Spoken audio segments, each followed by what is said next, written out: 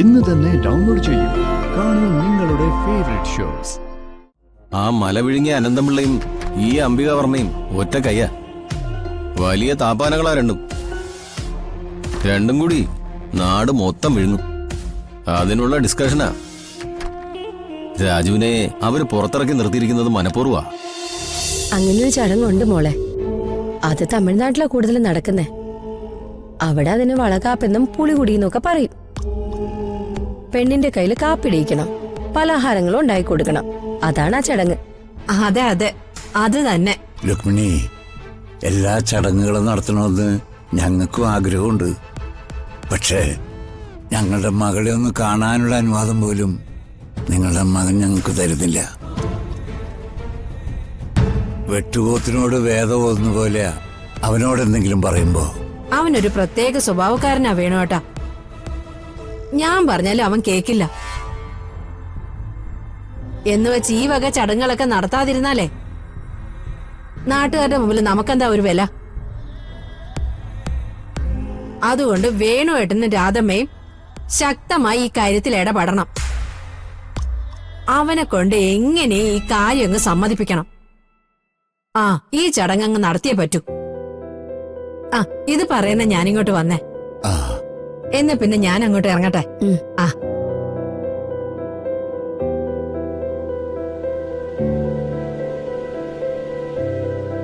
എടേ, അവര് പറഞ്ഞതൊക്കെ ശരിയാ. പക്ഷെ ഹരീഷിനെ കൊണ്ട് ഇതെങ്ങനെയാ സമ്മതിപ്പിക്കുന്നേ?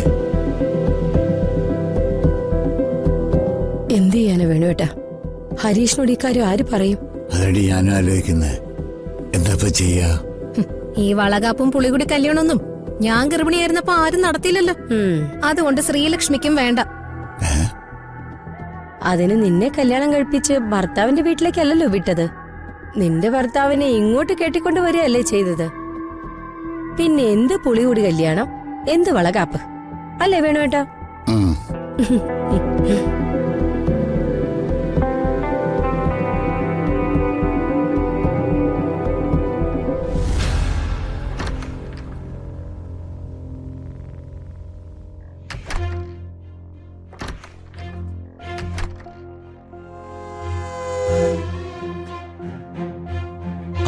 രാജു, സർ, ആദ്യമേ ഞാൻ ചോദിക്കട്ടെ, ഇപ്പൊ സാറിന് എങ്ങനെ ഇരിക്കുന്നു?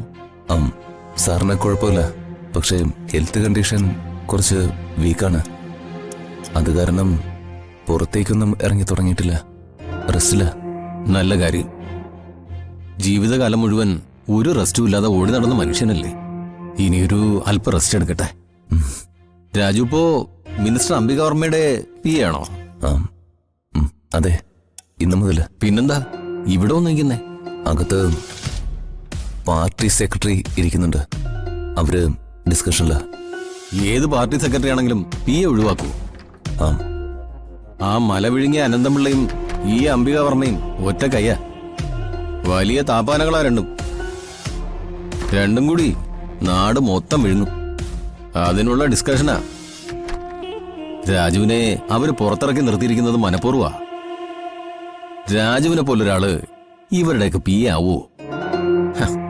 കളഞ്ഞിട്ട് വേറെ വല്ല പണിയും നോക്ക് രാജു. എന്നാ ശരി, പോയിട്ട് വരാം.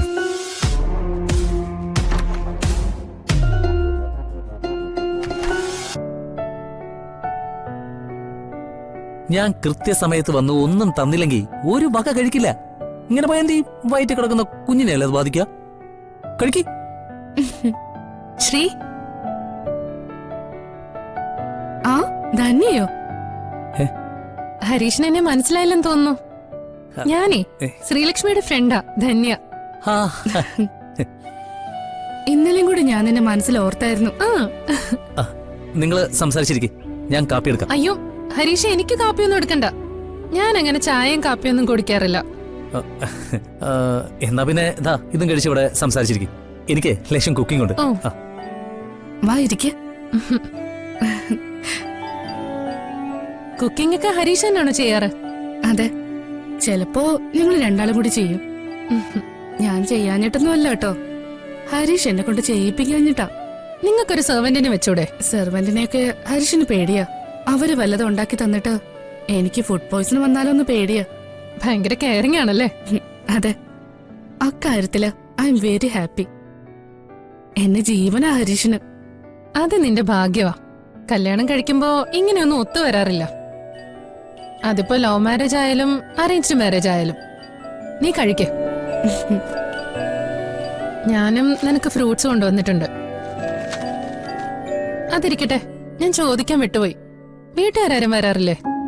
നിന്റെ വീട്ടുകാരും ഹരീഷിന്റെ വീട്ടുകാരും. അയ്യോ സോറി ശ്രീ, നിന്റെ മനസ്സിനെ വിഷമിപ്പിക്കുന്ന കാര്യമാണെന്ന് ഞാൻ അറിഞ്ഞില്ല. വീട്ടുകാരും ഇല്ലാതിരിക്കുന്നത് തന്നെയാ നല്ലത്. വെറുതെ തലവേദനയാ. ഭയങ്കര സ്നേഹം ആക്ട് ചെയ്ത് കാണിക്കും. എനിക്ക് ഈ ആത്മാർത്ഥതയില്ലാത്ത സ്നേഹം കാണിക്കുമ്പോ അത് തിരിച്ചറിയാൻ പറ്റും. വേണ്ടെന്നേ, ആരും വേണ്ട. ഞാനും ഹരീഷും മാത്രം മതി. ഞങ്ങള് മാത്രം മതി. പിന്നെ ജനിക്കാൻ പോകുന്ന ഞങ്ങളുടെ കുഞ്ഞും. ആ എന്നാ പിന്നെ ഞാൻ പോട്ടേടി. എന്താവശ്യം ഉണ്ടെങ്കിലും നീ എന്നെ വിളിക്കണം. എന്റെ ഓഫീസ് ഇവിടെ തിരുമലയല്ലേ? ശരിയടി. ശരി, പോട്ടെ ഹരീഷ. ശരി. ശ്രീ പറഞ്ഞതൊക്കെ ഞാൻ കേട്ടു. അതാ അതിന്റെ ശരി. നമുക്കേ നമ്മൾ മാത്രം മതി. പിന്നെ ഇപ്പൊ പോയ ധന്യെ പോലുള്ള ഫ്രണ്ട്സുകളും ബന്ധുക്കൾ ആരും വേണ്ട. ആ സ്നേഹം ഒരിക്കലും നിലനിൽക്കില്ല. ഈ കൂട്ടുകാരോടുള്ള സ്നേഹം എന്നും നിലനിൽക്കും. കാരണം അവർക്ക് ഡിമാൻഡുകളില്ല. പക്ഷെ ബന്ധുക്കൾക്ക് ഡിമാൻഡുകളുണ്ട്. നമ്മൾ ഈ 3 പേര് മാത്രം മതി.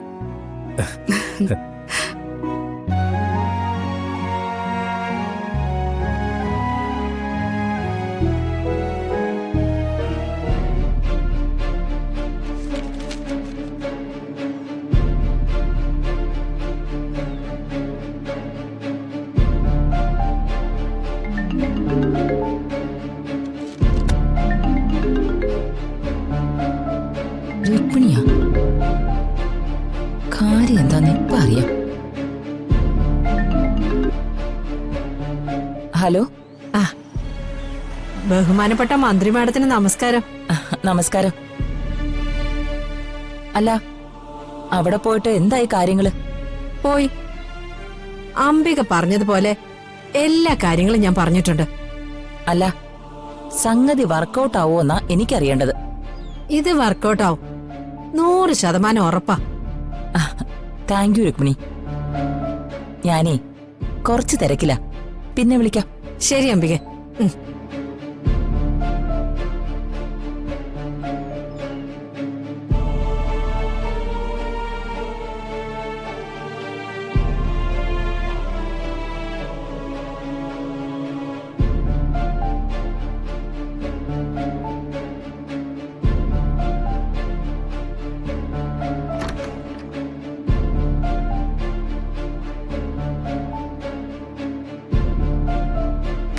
അകലെ